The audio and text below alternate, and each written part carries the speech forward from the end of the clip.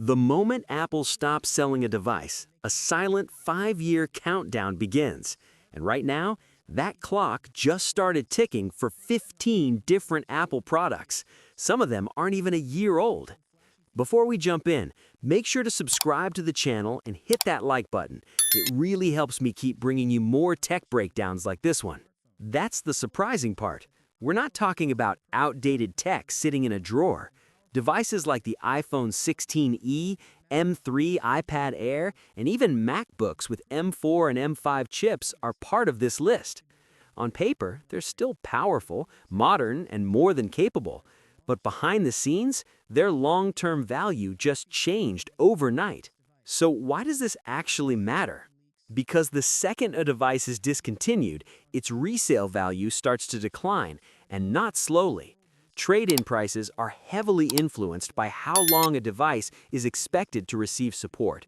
And once that timeline becomes limited, retailers and carriers adjust their offers accordingly.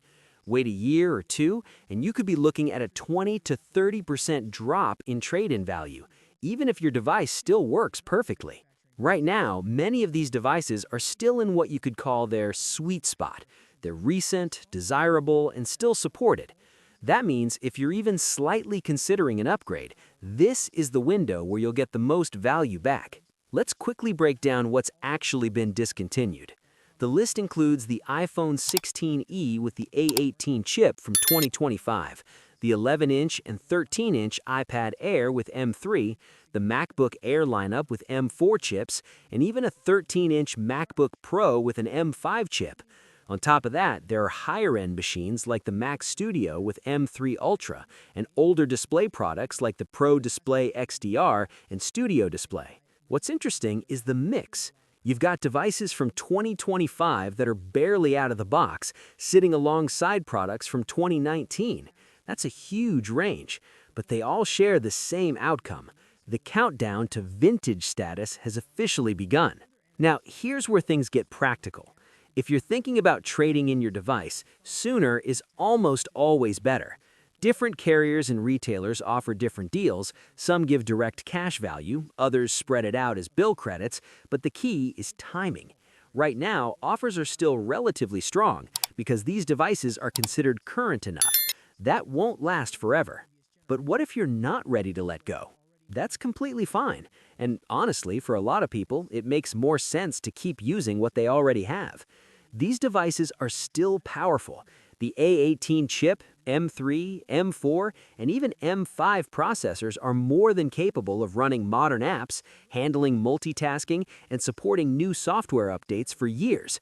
Just because something is discontinued doesn't mean it suddenly becomes obsolete. Instead of rushing to upgrade, the smarter move might be to extend your device's lifespan. Start with the battery. Over time, battery health naturally declines, and replacing it before the device hits vintage status is a smart move.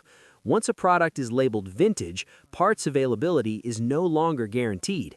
A simple battery replacement today could make your device feel brand new again. Next, protection. It sounds basic, but it matters more over time. A good case and screen protector can save you from expensive repairs later, especially when official repair options become limited. And then there's the bigger question. What actually happens when a device becomes vintage? In Apple's terms, that's when a product hasn't been sold for more than 5 years, but less than 7. At that point, things start to change. Parts may become scarce, software updates slow down or stop entirely, and trade-in programs often stop accepting those devices altogether. That's the real deadline you're working against. Not today, not tomorrow, but 5 years from now. So the situation isn't urgent, but it is strategic. You now have a clear window. You can either cash in while your device still holds strong value, or hold on to it and get the most use out of the hardware you already paid for. Personally, this shift highlights something bigger about modern tech. Devices are lasting longer than ever before in terms of performance, but their value life cycle is getting shorter. That creates this interesting decision point. Upgrade early and maximize value, or hold longer and maximize usage. There's no single right answer, but there is a right time depending on your priorities. At the end of the day, your device isn't suddenly outdated. It's just entered a new phase.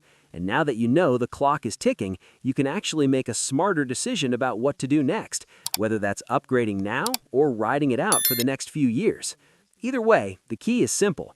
Don't ignore the timeline, because your wallet will definitely notice the difference. What's your thoughts on this? Let me know in the comments section. See you in the next video. Take care.